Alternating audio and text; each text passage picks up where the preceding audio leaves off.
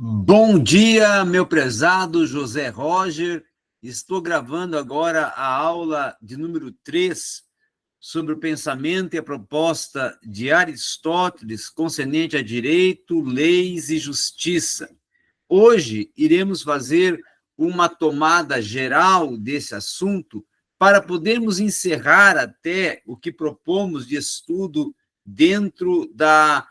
visão de Aristóteles para a área da justiça, para a área do direito e para a área das leis. Porque a partir de este entendimento que nós tivemos em Aristóteles, iremos agora partir para outros pensadores e outras posições, como a de Hegel, como de Heidegger, e depois de outros pensadores que nós vamos começar a inserir dentro da visão e da proposta relacionada ao direito, às leis, à justiça, à liberdade, à igualdade e a toda uma constituição e construção de articulações relacionadas, vinculadas ao direito, certo? Então, vamos concluir hoje Aristóteles, tomando uma visão geral do assunto, não é? Até fazendo uma rememorização em alguns aspectos, para, na sequência, aí darmos início a os demais teóricos que iremos estar estudando, tá? Para nós até começarmos a construir um melhor entendimento dos aspectos, principalmente sobre a concepção da justiça aristotélica, vai se fazer necessário nós tomarmos, de princípio, algumas noções preliminares sobre a convivência humana, tá?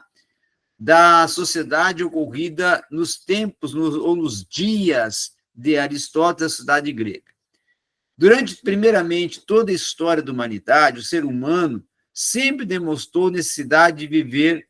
dentro de uma comunidade, de uma sociedade. Então, em consequência, vai nascer as comunidades, os povos, as associações, os grupos, as culturas, as diversidades, as etnias, as línguas, não é?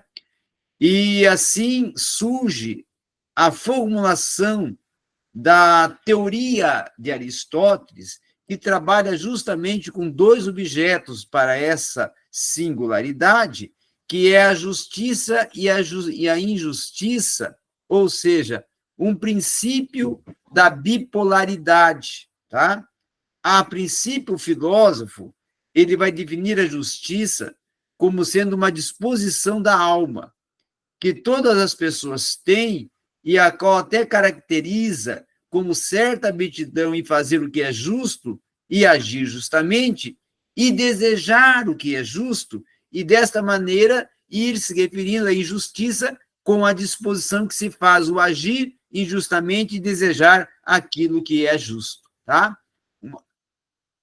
E uma outra questão singular também é tratar sobre o preceito geral da investigação de Aristóteles, que vai consistir, ou melhor, vai consistir em examinar a justiça a partir justamente da análise do comportamento justo e do comportamento injusto, no que tange ao modo de tratamento entre as pessoas, tá? E nessa convivência entre os povos, que vão se agrupando em comunidades, é que vai se construindo as formas de comportamento que são estabelecidas, decorrentes, inclusive, das relações entre os homens, sendo que alguns vão considerar naturalmente uma busca do bem, tá? Ou até podemos colocar o que é considerado moralmente bom, tá? E aí vai surgir da própria visão de natureza do ser uma organização constituída das leis e da ordem dentro da sociedade. Então, pode-se compreender que vai existir nisso aí vários sentidos de dizer que um homem é justo. Até para utilizar o termo justiça, dentro da conotação de ações de comportamento e de acordo com a lei dentro do que é injusto. Então, o filósofo vai assinalar o termo justiça e injustiça dentro de algumas ambiguidades. E a leitura do pensamento é permitir a forma de pesquisar um conceito de justiça a partir das ideias sobre justiça e injustiça, questionando quais são as espécies de ação, quais são as que se relacionam com ela, as espécies de meio termo e a justiça dentro delas proposta, e o estudo e a justiça que é manifestada do convívio entre os homens a partir de uma orientação prática do bem e de um sentido bom que é considerado correto na sociedade onde é vivida. Então, essas pessoas realizam ações como bondade, honestidade, justiça, moderação, coragem, prudência, humildade, dentro de uma designação de virtude ou excelência. E aí surge-se a tratativa de justiça como virtude ou excelência, a partir de uma reflexão do quê? Das atitudes que vão fundar o próprio caráter do ser humano, tornando ele portador de um caráter que evidencia justiça ou que vai evidenciar injustiça, que demonstra atitudes corretas ou que demonstra atitudes incorretas. E aí, a partir disso, o filósofo vai se utilizar de, vamos dizer assim, algumas disposições humanas na concretização do bem, de um modo geral, até para a formulação de uma justiça universal, no que tange a elaboração da teoria da justiça parcial legal, significando, assim, uma finalidade de organizar as pessoas por meio da lei e de tornar a sociedade mais civilizada a partir de uma concepção de justiça em Aristóteles, que vai iniciar com a proposta de uma justiça natural, aquela que vai distinguir o homem dos outros seres na sua capacidade de pensamento e orientação, tá? Que se constitui as funções da razão, a diferenciação que o homem possui através de sua capacidade de discernir entre o bem e o mal, escolher entre o bem e o mal, as disposições naturais presentes até no seu caráter, constituído como a inteligência, o discernimento, a intuição, a virtude, a excelência, e aí dentro da excelência, a excelência intelectual e a excelência moral, a intelectual compreendida como a virtude que nasce e se aperfeiçoa como experiência e com o tempo, e vai se fundando em dois tipos, podemos até dizer, de conhecimento, de entendimento, de compreensão e de experiência, e a partir dessas potencialidades, aí o ser humano, com seus conhecimentos, vai começar a se desenvolver dentro do processo formativo de aperfeiçoamento intelectual que vai ser gerado pela educação. E aí vem também já a proposta da excelência moral, a qual já vai ser apresentada a partir, segundo Aristóteles, de maneiras diversas, como, por exemplo, a constituição pela natureza de um nascimento de um hábito, como a repetição consciente de um costume, atribuindo ao homem a condição de uma aptidão mental e de uma inteligência para ele desenvolver a excelência moral, tornando ele capaz até de modificar pelo hábito o caminho do bem para com o mal. E, nesse sentido, aí começar a construir a excelência moral, uma manifestação da mente, a racionalidade, a escolha de se guiar pela razão moral, a excelência moral que vai se originar nessa consciência do ser, nessa revelação de uma disposição moral, até, vamos dizer assim, continuidade e na proposta de um olhar que é atento, que é preso, que é fixo a tudo que vai caracterizar um processo dinâmico das ações humanas, dos olhares que conduzem a fins morais, a propostas morais, que dentro dessa excelência moral vai surgir a justiça, e a justiça em Aristóteles vai ser a justiça como uma forma perfeita de uma execução de uma excelência moral, a partir de uma prática efetiva de uma moral perfeita, e essa prática de justiça realizada pelo homem como a possibilidade ou a condição de tornar-se perfeito o homem através da sua excelência moral e do seu desenvolvimento social proposto através da sua moralidade. Então, a justiça, nesse quesito, ela vai partir de uma excelência moral, mas excelência moral no seu tangente, no seu inteiro, no que vai na contrariedade da injustiça, da imparcialidade e da deficiência moral. Então, a injustiça seria a deficiência moral e a justiça, a excelência moral. A justiça seria a construção moral e a injustiça seria a desconstrução moral.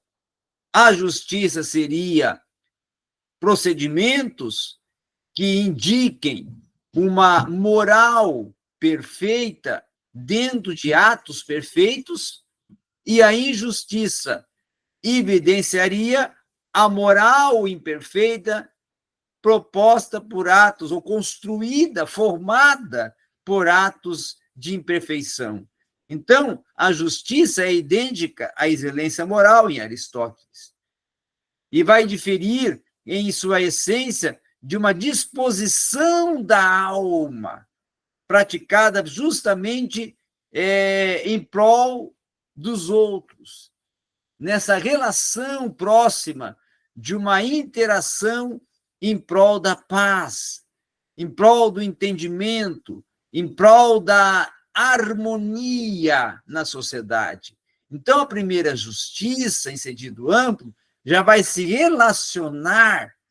com as coisas que entram na esfera de ação do homem bom, do homem virtuoso, segundo até o que vai se poder dizer de uma justiça em sentido estrito, que se relaciona com as particularidades de honra, dinheiro, segurança. Uma justiça universal que vai corresponder, por exemplo, com a excelência moral de uma complexidade, de uma justiça particular e uma justiça parcial. Parcial no que se refere a ações previstas pela lei, atitudes conforme a própria lei vai propor,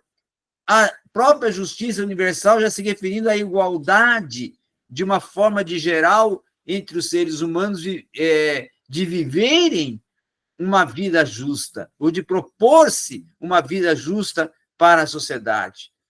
E aí, dentro ainda dessa proposta, nós temos a justiça política, a sociedade política, que vai ter, então, a função de regular o convívio entre as pessoas que nela vivem, que realizam essa tarefa por meio da criação de um conjunto de leis, que ressalta-se que a justiça natural vai ser a integração do âmbito da justiça política pela natureza das coisas que vai fazer constituição do homem, como a justiça que vai compreender a justiça tanto natural como a justiça política fundada nas leis produzidas pelos governantes de cada uma dessas comunidades. E aí Aristóteles vai afirmar justamente que a justiça política ela vai consistir na parte natural e na parte legal. A natural, significando que as coisas não dependem de uma aceitação e de uma existência em todos os lugares, e a legal, aquilo que é determinado de uma só maneira, por convenção, conveniência, e nesse sentido legal, justiça vai significar a discriminação entre o justo e o injusto. Então, a justiça política vai admitir o que é possível separar a justiça natural da justiça legal ou até o convencional, visto que todas as coisas desse sentido, desse aspecto da natureza, elas integram a vida do homem em sociedade dentro do que o homem é, antes de tudo, um ser da natureza. E aí o filósofo vai afirmar que na justiça legal as coisas são justas por próprias decisões humanas. E vai declarar também que a função política daquele que governa é garantir a justiça e a igualdade, pois o princípio da justiça política é criar e orientar a criação das leis. E isso vai denotar o quê? Uma igualdade no que se refere à produção das leis, a própria proposta de uma teorização de justiça que vai se fundar numa justiça particular e numa justiça em sentido estrito, como, por exemplo, uma justiça distributiva, uma justiça corretiva, uma justiça cumulativa, tá? E aí Aristóteles vai defender e vai compreender e vai propor que a justiça distributiva, segundo ele, é a que compreende que a justiça corresponde plenamente à excelência moral. E esta se apresenta por meio de ações com a prudência e a moderação em vista de atitudes praticadas livremente pelo homem, verificando que a excelência moral busca sempre o meio termo. Então, segundo Aristóteles, esse meio termo significa o quê? O igual. E a cada ação vem existir um mais, um menos, ou existe também um igual. E nessa linha de pensamento, essa justiça distributiva ou justiça em sentido estrito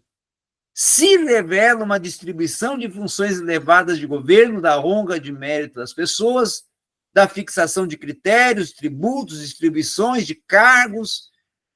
E aí, nesse sentido, o objeto da justiça distributiva vai se constituir na distribuição dos deveres previstos pelas leis produzidas pelos seus governantes.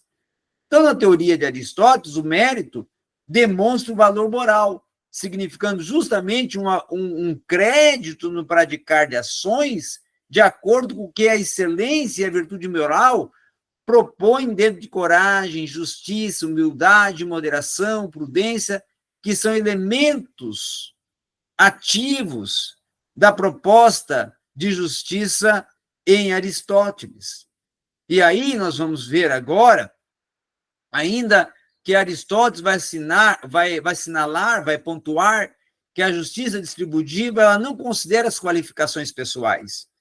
mas ela considera o mérito de cada uma das pessoas, a apreciação dos valores da pessoa no modo individual, os seus princípios, tá? Os seus formas, os seus sentidos de forma de ação, de pensamento, de proposta de vida, de execução. Então, a justiça cumulativa, ou até corretiva, já vai se apresentar dentro de uma modalidade de justiça em que nasce o acordo com a lei produzida pela lei da sociedade política. E vai se diferir no sentido que a justiça distributiva atua na esfera do direito público e a justiça corretiva trabalha com o direito privado. Então, dentro desse quesito, Aristóteles vai propor a cumularidade, né? ou até, como ele propõe lá na sua obra Ético a Nicômaco, tá? As relações voluntárias e involuntárias. Então, as pessoas são tratadas conforme o princípio de igualdade, no seu sentido absoluto, mas também vai ter uma subordinação hierárquica dentro do que é distribuído, dentro do que é proposto, dentro do que é relacionado, dentro do que é indicado no corretivo, no cumulativo, no comutativo, num restabelecimento de uma desigualdade que muitas vezes até é provocada. E nessa investigação do justo, surge a palavra, no seu sentido, vamos dizer assim, integral, de kaion, no grego, e de kaios, não é? A qual vai ter o sentido de justiça, e de justo, e de juiz, como um sentido mais proposto de uma justiça corretiva que procura determinar uma observância entre o maior e o menor, e o que compõe o ganho e a perda, e o que está certo, o que está errado, e o que é de princípio e o que é de valor, contingente à excelência moral do ser. Tá? Já essa justiça de equidade, dentro da concepção aristotélica,